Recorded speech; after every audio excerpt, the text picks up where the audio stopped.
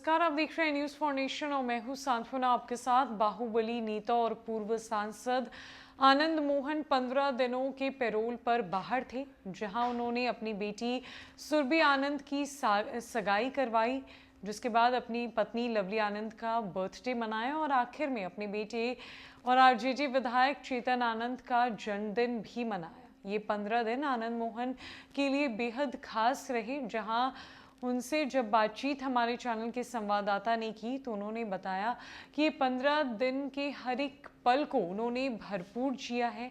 काफ़ी समय के बाद परिवार के साथ उन्होंने लंबा समय बिताया है और इतनी खुशियां एक साथ मनाई है।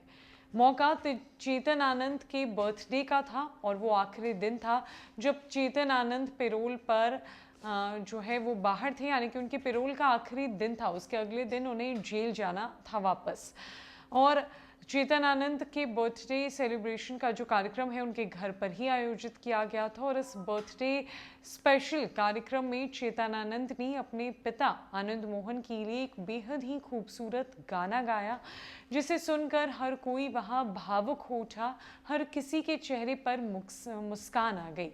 चेतन आनंद ने अपने पापा आनंद मोहन के लिए आओगे जब तुम उस साजना अंगना फूल खिलेंगे ये गाना गाकर सबका दिल जीत लिया। आनंद मोहन बस अपने बेटे को देखते रह गए, अपने बेटे की आवाज़ सुनते रह गए और आखिर में बड़े खुश होकर उन्होंने ताली भी बजाई। उनकी माँ यानी कि लवली आनंद ने अपने बेटे चेतन आनंद को गाने के बाद गले से लगाया और इतना अच्छा गाने के लिए बधाई भी दी।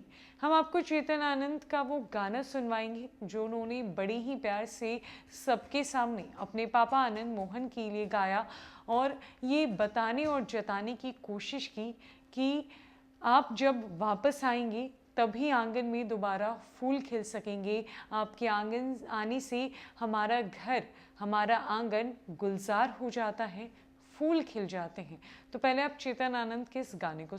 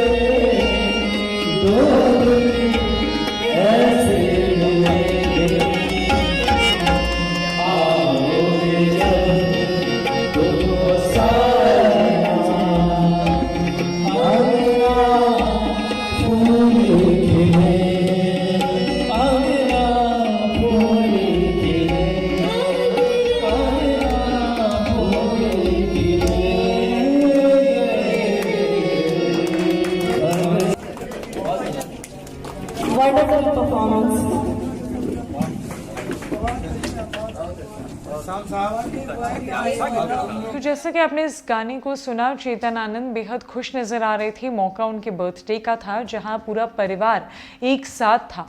काफ़ी सालों के बाद, एक लंबे वक्त के बाद आनंद मोहन को ये मौका मिला कि वो अपने परिवार के साथ खुशियां बांट सके, अपने परिवार की सेलिब्रेशन में शामिल हो सके।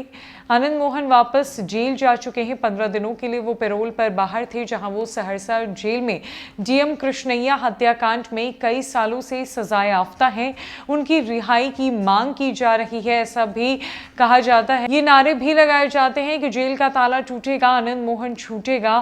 कई लोगों की तरफ से आस लगाई गई है कि आनंद मोहन जल्द ही वापस आएंगे। उनकी बेटी की शादी आगामी फरवरी के माह में होनी है और बेटे की शादी अप्रैल मई में होनी है। तो अभी डेट्स का निर्धारण किया जा रहा है और शायद कई लोगों की उम्मीदें जाग गई हैं कि आनंद मोहन जल्द ही वापस लौटेंगे। उनकी बेटी की शादी होनी है, जिसके बाद उनकी बेटी चेतन की भी शादी होगी। दोनों की शादी साल 2023 में ही होनी है।